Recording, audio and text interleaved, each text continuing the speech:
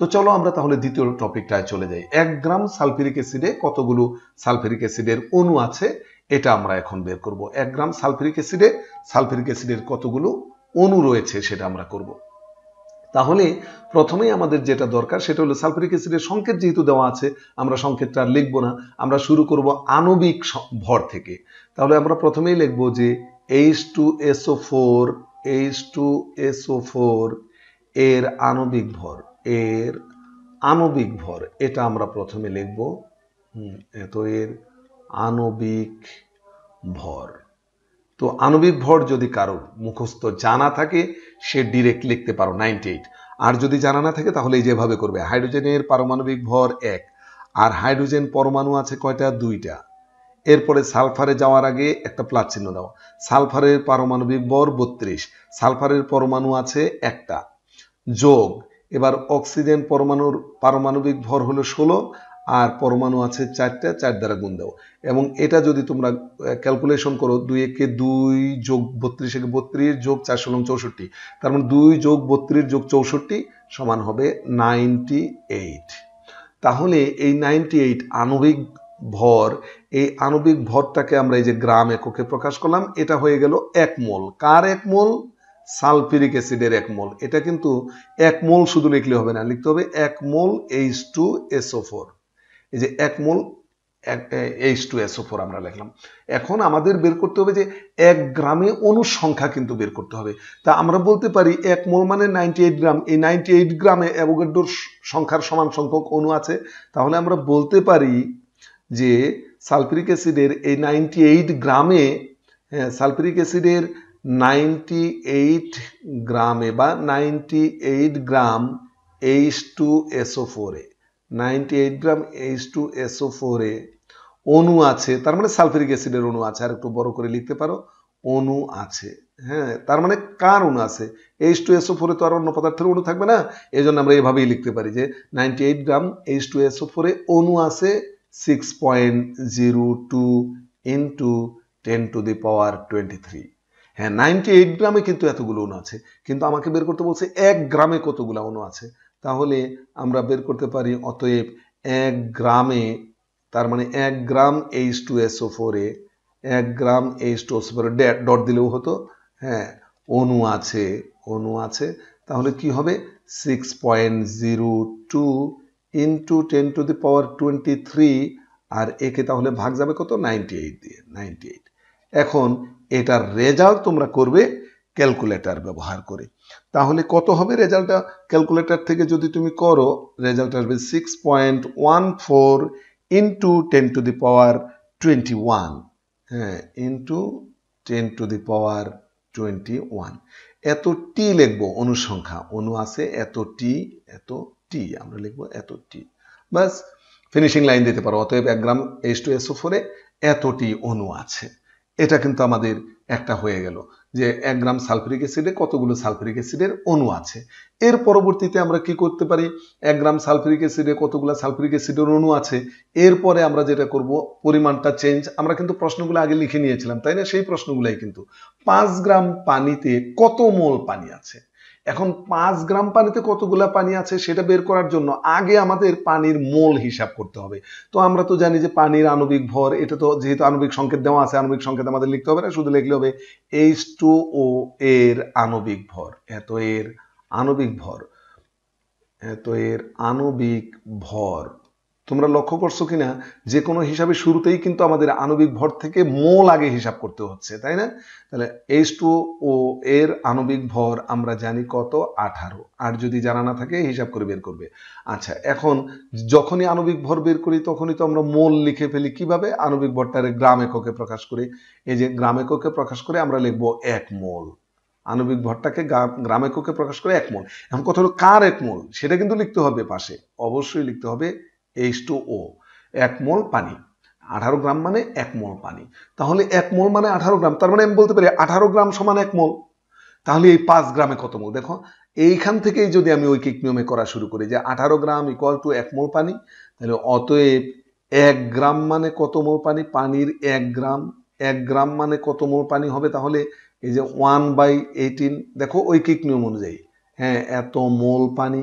তাহলে 5 গ্রাম মানে কত মোল পানি হবে? তাহলে 5 দ্বারা গুণন। এই যে 5 গ্রাম মানে কত মোল পানি হবে সেটা কি? তাহলে উপরে 1 গুণন 5, নিচে 18।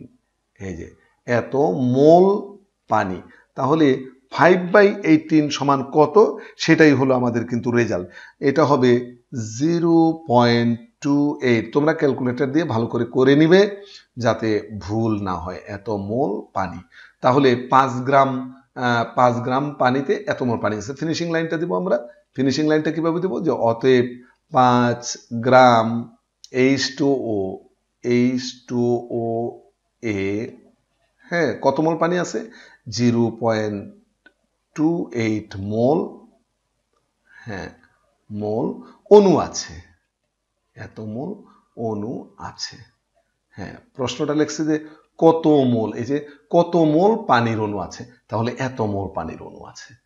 ব্যাস, এটাও কিন্তু আমাদের হয়ে গেল। এবার চলো আমাদের সর্বশেষ টপিক, সেটা কি? যে 1 গ্রাম সালফিউরিক অ্যাসিডে কতগুলো হাইড্রোজেন পরমাণু আছে, এটা একটা প্রশ্ন।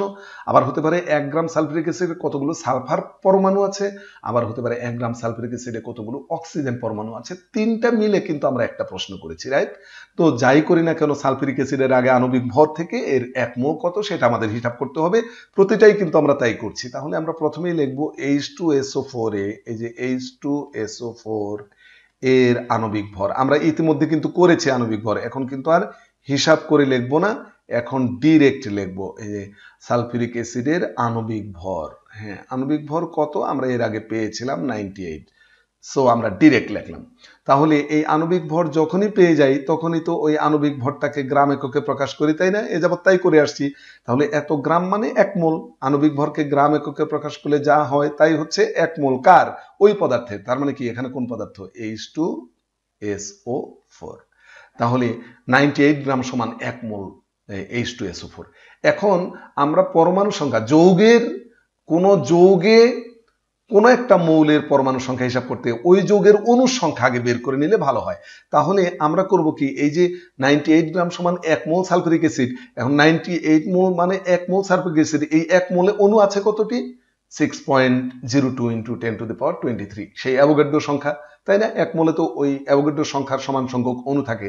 তাহলে আমরা বলতে পারি কিন্তু যে এই 98 গ্রামে অতগুলো অণু আছে। তাহলে 1 গ্রামে কতগুলো অণু আছে? আমরা লিখতে পারি অতএব 98 গ্রাম H2SO4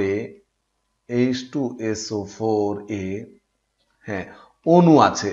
তো H2SO4 তো আর অন্য পদার্থের অণু থাকবে না, কাজে এটা লেখার দরকার নাই যে H2 এর অণু আছে। 98 গ্রাম H2SO4 এ সালফিউরিক অ্যাসিডের অণু আছে, কথা লেখার দরকার নেই। এত অণু আছে 6.02 × 10⁻23 এতটি, এটা আমরা জানি। তাহলে অতএব আমাদের তো 1 গ্রামে কয়টা অণু আছে সেটা বের করতে বলছে। তাহলে 1 গ্রাম সালফিউরিক অ্যাসিডে অণু আছে কতগুলো সেটা আমরা বের করব। তাহলে সেটা কি হবে?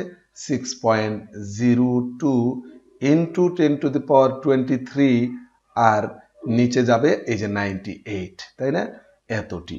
তো এটার একটা ক্যালকুলেটরের সাহায্যে এর একটা হিসাব কিন্তু তোমরা করে ফেলবে। সেটা কত? এটা আসবে তোমার 6.14 × 10⁻21। এটা কিন্তু এর আগেও আমরা বের করেছি। এতটি অণু আমরা পাবো। 1 গ্রাম সালফিউরিক অ্যাসিডে এতগুলো অণু আমরা পাবো। এখন কথা হলো, সালফিউরিক অ্যাসিডের একটি অণুতে, এই যে এটা কিন্তু একটা অণুর সংকেত, লক্ষ্য করো সালফিউরিক অ্যাসিডের একটি অণুতে কিন্তু হাইড্রোজেন পরমাণু দুটি। তো আমরা সেটাই লিখবো যে H2SO4 এর একটি অণুতে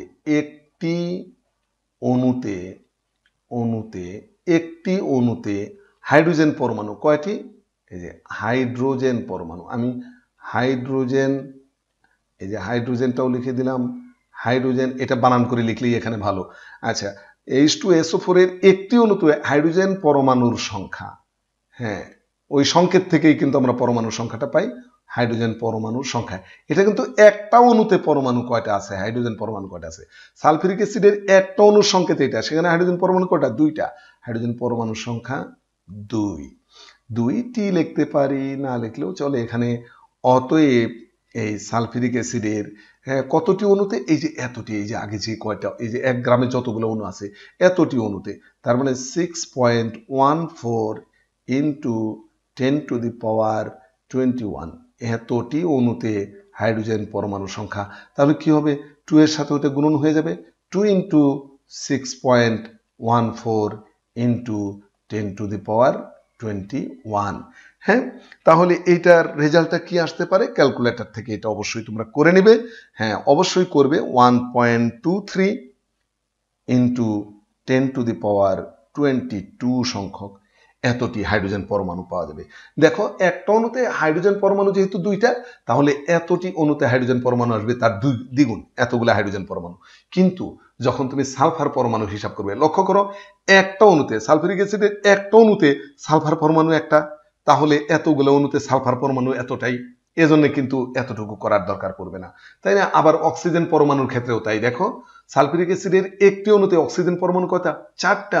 এখানে কিন্তু লক্ষ্য করো, সালফার পরমাণুর ক্ষেত্রে হিসাবটা কিন্তু ছোট্ট হলেও অক্সিজেন পরমাণুর ক্ষেত্রে কিন্তু হিসাবটা ছোট্ট নয়। লক্ষ্য করো, সালফার পরমাণুতে একটাই, তাহলে একটা অণুতে সালফার একটা, তাহলে এতটা অণুতে সালফার কয়টা, মানে সালফার পরমাণুর সংখ্যা হিসাব করা খুব সহজ। আমরা কিভাবে লিখবো সেক্ষেত্রে, সালফার পরমাণুর যদি হিসাব করি, আমরা সালফার পরমাণুর ক্ষেত্রে হিসাবটা যদি করি, তাহলে আমরা লিখবো যে একটি অণুতে H2SO4 এর একটি অণুতে H2SO4 এর একটি অণুতে সংকেত থেকে দেখো যে একটি অণুতে সালফার পরমাণুর সংখ্যা কত। একটা অণুতে সালফার পরমাণু কয়টা আছে, দেখো একটাই আছে। সালফিউরিক অ্যাসিডের একটি অণুতে সালফার পরমাণুর সংখ্যা একটি। অতএব সালফিউরিক অ্যাসিডের অণুর সংখ্যা আমাদের কতটি বের হয়েছে, এই যে 1 গ্রামে অণুর সংখ্যা যেটা বের হয়েছে সেটা কত, 6.14 ইন্টু 10⁻21 6.14 ইন্টু 10⁻21। এই এতগুলা অণুতে তাহলে পরমাণু অতটি, তাহলে ওটা কত, 6.14 ইন্টু 10⁻21। এই এতটি অণুতে সালফার পরমাণুর সংখ্যাও তাহলে ওইটাই হবে, তার মানে 1 ইন্টু ওইটা, তার মানে একই 6.14 ইন্টু 10⁻21, তার মানে কিন্তু 6.14 ইন্টু 10⁻21 এতটি। এটা সালফার পরমাণু ক্ষেত্রে হিসাবটা কিন্তু সহজ। কিন্তু অক্সিজেন পরমাণু কিন্তু একটা অণুতে 4টা। তাহলে আবার লাস্টলি এবং লিখি, এবং দিয়ে শুরু করি লাস্টের বিষয়টা, যে H2SO4 এর একটি অণুতে অক্সিজেন পরমাণু কতটি আছে হিসাব করি। অক্সিজেন পরমাণু আছে, বা পরমাণুর সংখ্যা, অক্সিজেন পরমাণুর সংখ্যা কত, 4। একটা অণুতে অক্সিজেন পরমাণু, একটা অণুতে পরমাণু কয়টা আছে, একটা যৌগের একটা অণুতে তার পরমাণু কয়টা, সেটা আসলে আমরা সংকেত থেকেই পাবো, সেটাই লিখছি, সংকেত থেকেই কিন্তু লিখছি যে সালফিউরিক অ্যাসিডের একটি অণুতে অক্সিজেন পরমাণু কিন্তু 4টি, সেটাই লিখছি।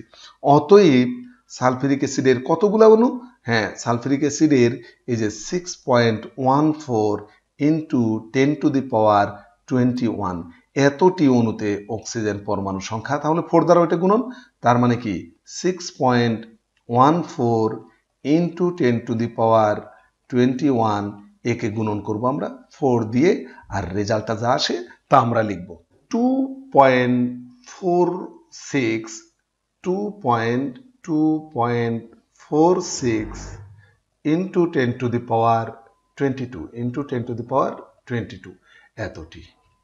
তো আশা করি এই বিষয়গুলো তোমরা বুঝতে পেরেছো। তবে হ্যাঁ, যেহেতু গাণিতিক হিসাব, ক্যালকুলেটর অপারেশন করার ক্ষেত্রে খুবই সাবধান, এবং যত বেশি প্র্যাকটিস তুমি করবে ততই তুমি দক্ষ হবে।